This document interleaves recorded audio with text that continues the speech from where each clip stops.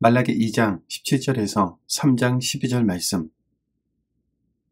너희가 말로 여호와를 괴롭게 하고도 이르기를 우리가 어떻게 여호와를 괴롭혀 드렸나이까 하는도다.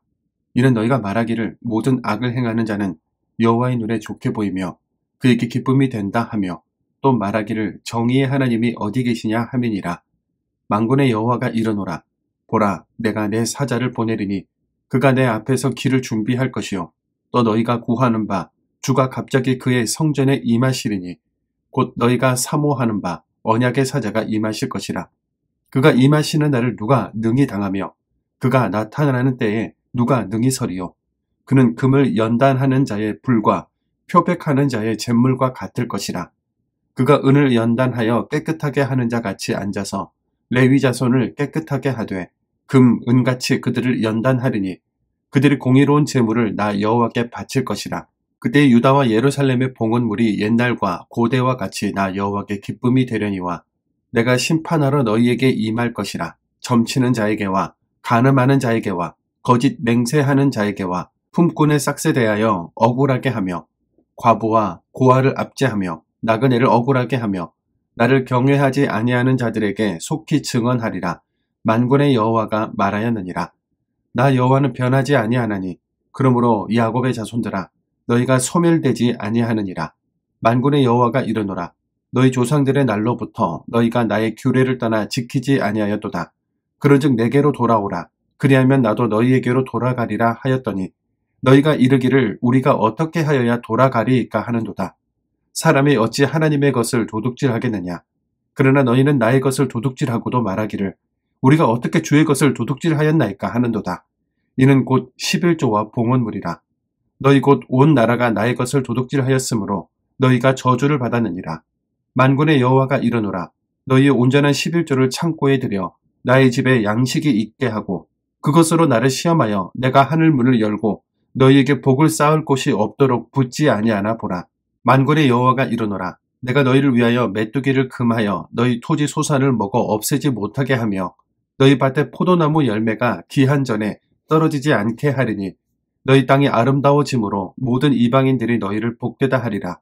만군의 여호와의 말이니라. 아멘. 우리나라 속담 가운데 방귀 낀 사람이 성낸다는 말이 있습니다.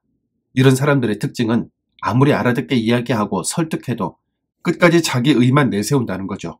오늘 본문에는 범죄한 이스라엘 백성들이 되려 하나님께 따지는 내용들이 기록되어 있습니다. 하나님의 공의가 도대체 어디 있습니까? 하나님의 시각으로 보지 못하고 자신들의 삐뚤어진 시각으로 역사를 보니 하나님의 공의가 의심스러워진 건데요. 그들은 바벨론 포로 상태에서 벗어나 예루살렘으로 돌아오자마자 수르바벨 성전을 먼저 지었습니다. 그들의 신앙이기도 했지만 이후로 놀라운 하나님의 역사를 기대하는 마음에서 한 것이기도 했죠. 그런데 여전히 이방 열강들은 승승장구한 반면에 자신들은 되는 일이 없는 것 같이 보이는 겁니다. 그 마음이 계속되다 보니 예배 생활도 엉망이요.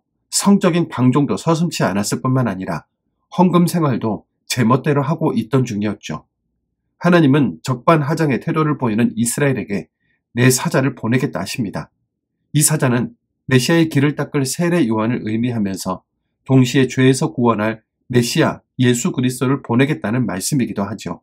당시 이스라엘은 계속되는 외세 침략으로부터 자신들을 보호해줄 힘있고 강력한 메시아를 원했습니다만 하나님이 보내시는 메시아는 은과 금을 연단하는 불과 표백하는 자의 잿물과 같은 메시아, 즉 이스라엘을 깨끗하게 회복하는 일을 할 메시아였습니다. 깨끗하고 성결하게 되는 것이 무슨 유익이 있나 하고 생각할 수 있습니다. 그러나 모든 보석이 연단의 과정을 통해 순결해지고 그렇게 순결해질수록 가치와 존재가 귀해지는 것처럼 지금 이스라엘은 하나님의 연단의 과정을 통해 순결해지는 과정이 필요했던 거죠. 그런데 여기서 우리가 짚고 넘어가야 할 것이 있습니다. 지금 말라기 선지자를 통해 하나님의 경고를 듣고 있는 사람들은 누구일까요? 바로 하나님을 믿는다고 하는 이스라엘 사람들입니다. 신약의 디모데 후서에서도 경건의 모양을 가졌지만 경건의 능력은 없어졌다고 질책받는 사람들은 누구일까요? 바로 십자가의 길을 따른다고 하는 초대교회 성도들이었습니다. 오직 하나님께서 믿는 우리에게, 정확하게는 나에게 무언가 말씀하신다면 지금은 무슨 말씀을 하실까요? 오늘 우리가 두렵고 떨리는 마음으로 믿어야 할 이유는 바로 여기에 있습니다. 하나님은 지금 이스라엘 백성들에게 돌아오라, 돌아오라 하며 간절히 불렀지만 백성들은 내가 뭘 그렇게 잘못했습니까? 도대체 하나님 나에게 왜 이러십니까? 우리가 그렇게 원하는 것들은 하나도 응답해 두지 않으시면서 자꾸 회개하라고만 하십니까? 하며 섭섭병에 걸려 있는데요. 하나님께 병든 것, 저는 것을 드리고도 아무런 거리낌이 없었습니다. 이제 좀 예민한 주제를 말해야 할 시점이 온 것 같은데요. 11조 해야 합니까? 하지 않아도 됩니까? 본 교회 해야 합니까? 필요한 곳에 임의로 나눠서 해도 됩니까? 등등 여러 가지 질문을 가지고 있는 사람들이 있습니다. 하나님을 사랑하는 마음이 그 중심에 있으면 하나님께 11조 해야 합니까? 라고 물을 수 없겠죠. 공동체를 사랑하는 마음이 있으면 다른 교회나 다른 사역자에게 해도 됩니까? 하고 물을 수 없습니다. 내 마음 중심이 혼란스러운 것이지 본질은 항상 한결같다고 할 수 있는데요. 물질이 있는 곳에 마음이 있는 것처럼 지금 내 마음은 어디로 향하고 있나요? 잘 믿는다고 하지만 신앙생활에 흔들림은 없다고 생각하고 있지만 사실은 돈과 재물, 번영과 성공, 내 이미지를 더 생각하며 하나님의 영역을 감히 착복하고 있는 건 아닐까요? 본질을 따르지 못하면서 여러 핑계와 사정이 있다면 여전히 내 마음은 혼란스러운 중인 겁니다. 오늘은 흔들리고 있는 내 마음 중심을 잘 지켜서 하나님께 순결해질 수 있는 하루가 되기를 소망합니다. 사랑의 주님, 말라기 선지자의 메시지 속에서 바른 매듭을 짓지 못하고 상황과 형편에 따라 내 마음대로 적용하던 교만한 모습을 발견하게 되었습니다. 하나님께서 이스라엘 백성들에게 돌아오라 외치신 것처럼 오늘 우리도 부르시며 진리의 길로 인도해 주신 것을 압니다. 그러나 우리는 종종 변명과 핑계로 가득 찬 신앙생활을 하고 있었습니다.